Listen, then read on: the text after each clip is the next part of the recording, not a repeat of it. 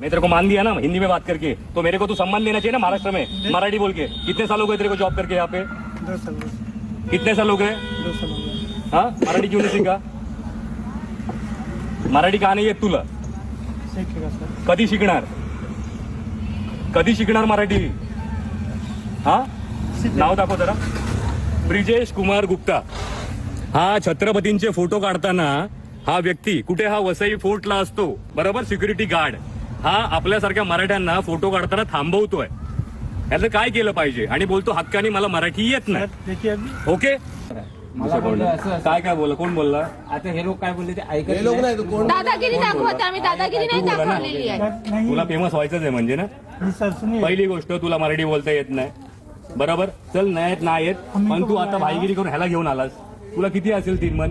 आता लक्षात ठेव, तुला फेमस तर करणार आणि तुला या जॉब असणं तर जावं तर लागणार। आणि तुम्ही त्या ठिकाणी छत्रपती शिवरायांच्या वेशभूषेत असणाऱ्या व्यक्तीला मज्जाव करतोय, इथे मनाई आहे असं सांगतोय।